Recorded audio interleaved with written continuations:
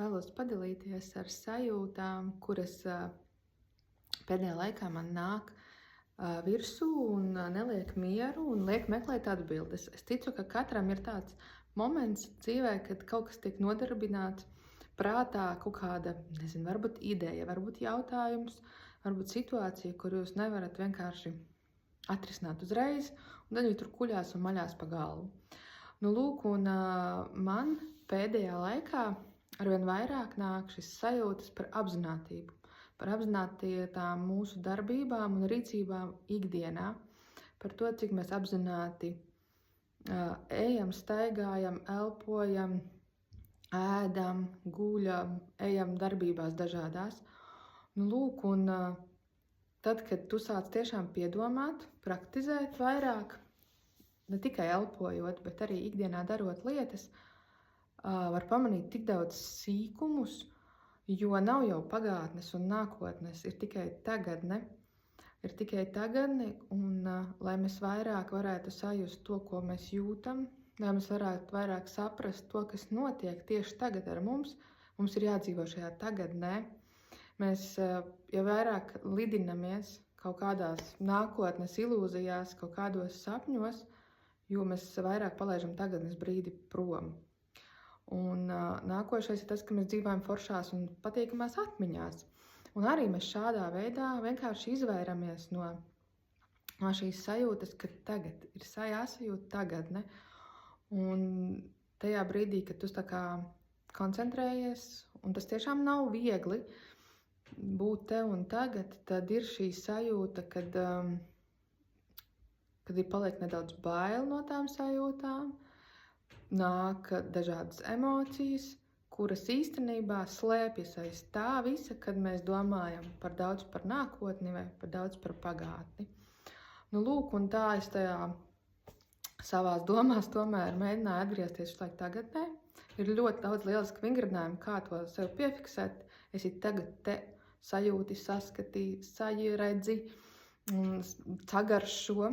Lūk, un tad es iedomājos, cik daudz varbūt nenotiktu ar mums kaut kādi notikumi, teiktu, kad negadījumi, ja mēs būtu te un tagad, ja mēs nebūtu galva pilna ar visādām domām un nedotos tik uz priekšu un varbūt būtu vērīgāki, kas notiek apkārt.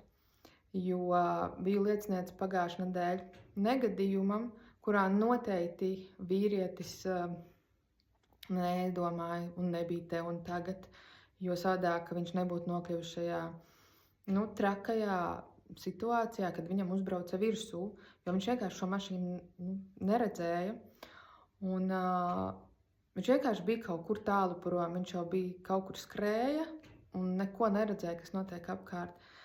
Tāpēc ir tā, un tad es stāvēju un domāju, wow, kas par zīmi, ka tas tiešām ir jāsāk darīt, ka tas ir jāsāk apzinātāk dzīvot tagadnē, kad tev neviens neatnāks un neiedos kaut kādas atbildes, ja tu pats viņas nesāksi just te un tagad. Tāpēc, ik pa laikam darat kaut ko un saprotat, atgriežos tagadnē, padomāju, ko es gribu, kas man tagad notiek, kā es jūtos, kā jūtas mans ķermenis, kādas ir manas emocijas, kas notiek apkārt, kādas ir krāsas, un ja ēdam, kādas ir garšas, cik liels ir kumos, un vai mums patīk krāsas uz šķīvja, ko mēs ēdam.